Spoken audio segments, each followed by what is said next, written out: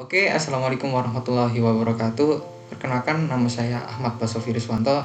Jadi di video kali ini saya akan membahas sekaligus menjawab soal ujian UTS mata kuliah Logika Informatika Universitas PGRI Kanjuruhan Malang tahun 2021. Let's do the soal. Soal nomor 1, berilah contoh penerapan logika informatika pada pemrograman. Sebenarnya banyak sekali variasi penggunaan dari sebuah logika informatika dalam sebuah program. Salah satunya kita dapat menemuinya dalam sebuah algoritma decision dan looping. Apa sih decision itu? Decision itu adalah algoritma yang mana sebuah program dapat menentukan kapan sebuah perintah dijalankan ataupun tidak. Nah, fungsi dari logika informatika ini adalah untuk menentukan kondisi kapan program akan dijalankan dan kapan program akan tidak dijalankan. Sebagai contoh, saya memiliki sebuah flowchart program yang mana adalah program untuk menyeleksi anggota baru TNI. Di sini kita memiliki dua input, yaitu berupa variabel tinggi dan variabel rata-rata nilai peserta. Dan fungsi dari sebuah logika informatika adalah untuk menentukan kondisi kapan si peserta dinyatakan lolos ataupun kapan peserta dinyatakan tidak lolos. Untuk menentukannya kita bisa menggunakan konsep dari proposisi, ataupun yang lebih rumit kita bisa menggunakan sebuah fungsi boolean. Nah, dalam flowchart ini ketika si peserta memiliki tinggi lebih dari 162 dan nilai lebih dari 80, maka peserta dapat dinyatakan lolos. Namun jika salah satu dari dua variabel boolean ini tidak dipenuhi alias bernilai false, maka si peserta akan dinyatakan tidak lolos. Nah, di sisi lain kita bisa menggunakan operator logik lain seperti OR ataupun sebuah negasi, yang mana jika OR, si peserta hanya perlu memenuhi satu dari dua persyaratan, yaitu tinggi ataupun rata-rata, ataupun memenuhi keduanya. Dengan begitu si peserta sudah dapat dinyatakan lolos. Seperti itu. Salah satu contoh dari penggunaan decision kita dapat menemukannya dalam sebuah if-else statement ataupun sebuah switch case kalau dalam pemrograman Java sih. Ya gitu. Mungkin itu saja sih. Langsung ke soal nomor 2. Berilah contoh 5 proposisi dan nyatakan dalam simbol. Misalkan di sini saya memiliki proposisi atomik, yaitu Amir adalah anak yang tampan, dan di sini proposisi Q adalah Amir adalah anak yang pemberani. Wah, sangat pemberani guys ya. Di sini saya memiliki kombinasi proposisi yang pertama adalah Amir adalah anak yang tampan dan pemberani. Dalam notasi simboliknya ini bisa dinyatakan dalam simbol P konjungsi Q. P di sini adalah Amir yang anak yang tampan, dan Q adalah Amir adalah anak yang pemberani. Untuk proposisi nomor 2 ini kombinasinya bukan kombinasi sih. Ini tepatnya komplement dari proposisi P. Amir bukanlah anak yang tampan. Jadi dalam simboliknya itu merupakan lingkaran P. Amir adalah anak yang tampan, komplementnya. Dan untuk kombinasi proposisi yang ketiga, tidak benar bahwa Amir adalah anak yang tampan dan pemberani. Dalam simboliknya ini merupakan lingkaran dari proposisi kombinasi P dan Q. Nomor 4, Amir adalah anak yang tampan atau pemberani. Dalam simboliknya itu bisa dilambangkan dengan P disjungsi Q. Ini ya. Untuk proposisi kombinasi kelima, tidak benar bahwa Amir adalah anak yang tampan atau pemberani. Dalam simboliknya ini dapat dilambangkan sebagai lingkaran dari proposisi P disjungsi Q.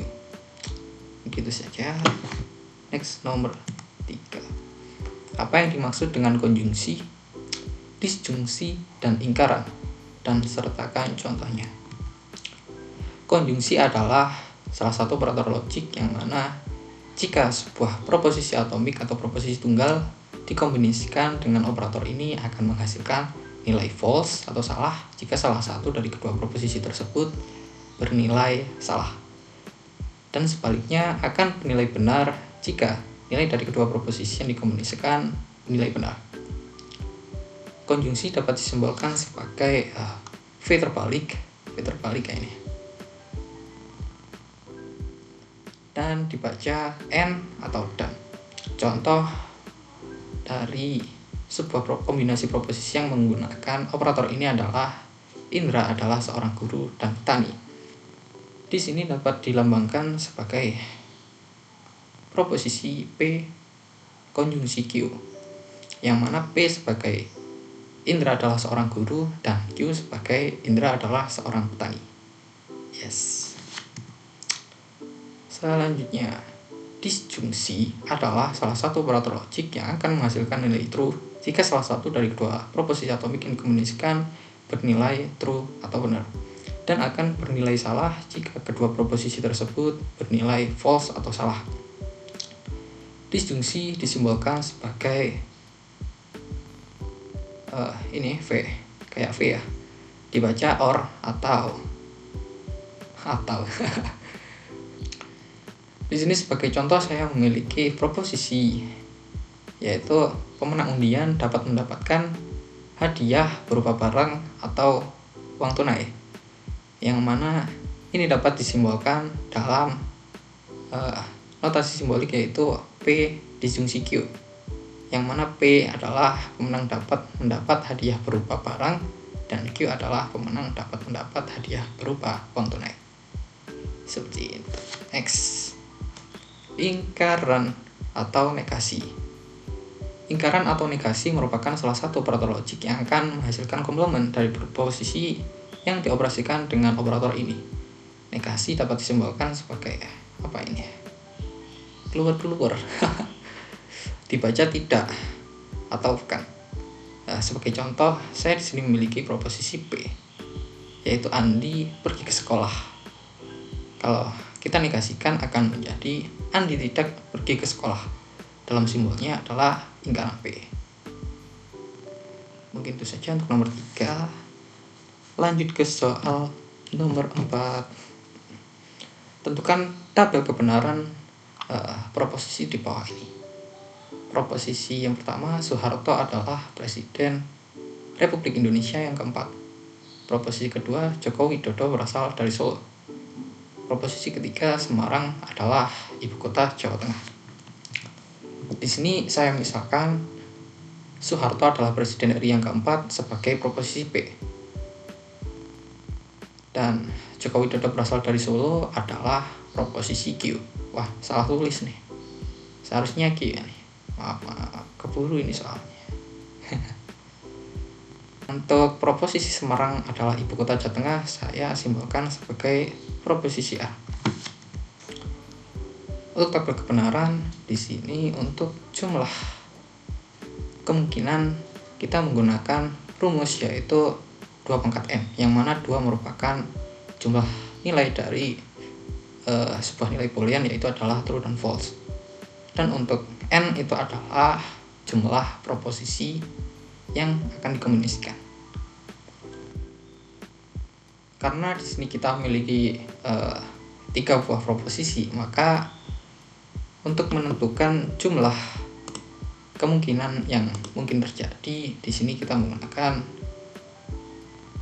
rumus 2N, yang mana N akan diisi dengan angka 3 yang akan menghasilkan jumlah kemungkinan yaitu adalah 8. Untuk urutannya, ini merupakan simbolisasi dari sebuah urutan bilangan biner, yang mana jika kita memikirkan kembali konsep awal dari sebuah nilai boolean, yang mana nilai false akan dilambangkan dengan nilai 0 dan nilai true akan dilambangkan dengan nilai 1. yang mana di sini jika kita ubah maka akan menjadi 000 dan di sini 001, yang mana jika kita ubah semua ini akan menjadi sebuah urutan nilai desimal yang meliputi 0, 1, 2, 3, 4, 5.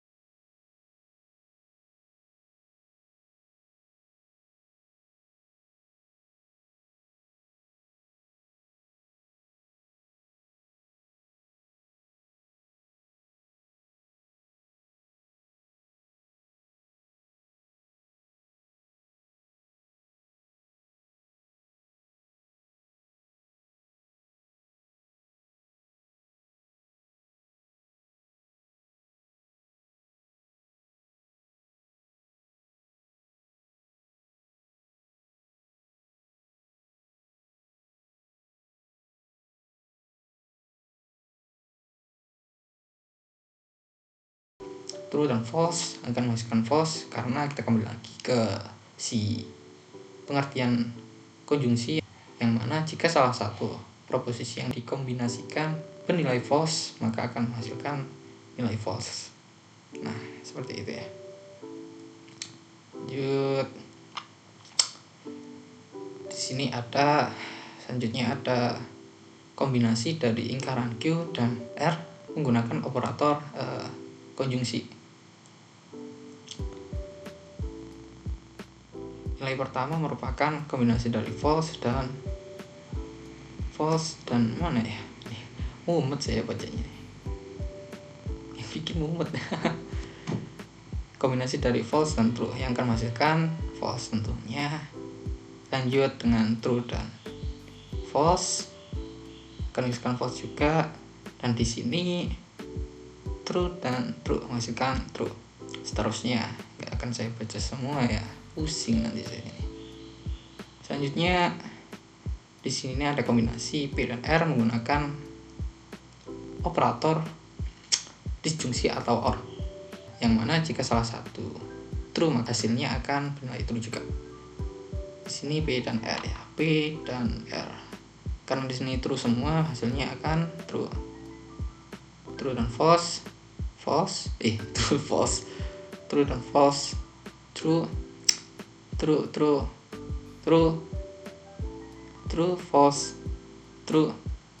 false, true, true. Seterusnya ya guys ya. Selanjutnya di sini ada lingkaran Q yang dikombinasikan dengan R dengan operator OR. Lingkaran Q sama R. True false, true. False, true, false, true,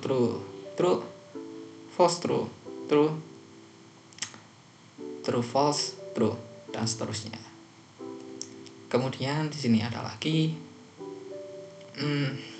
kombinasi dari proposisi P dan Q yang dikombinasikan dengan lingkaran Q dan R menggunakan operator konjungsi atau N.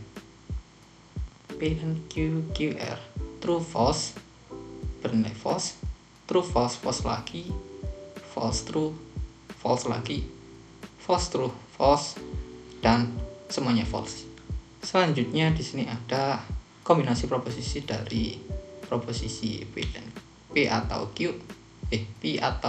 R dengan lingkaran Q atau R menggunakan operator disjungsi atau OR. Yang ini ya. Yang ini. true dan true, true, true, false, true, true, true, true, true, true, true, true, true, true, false, false, false, true, true, true, false, true, true. Nah, dari tabel di atas, di sini ada salah satu hal yang menarik, yaitu proposisi P dan Q yang dikomunikasikan dengan lingkaran Q dan R menggunakan operator dan, yang mana nilainya bernilai false semua, yang mana dalam aturan logaritmatika ini dapat dinyatakan sebagai sebuah kontradiksi.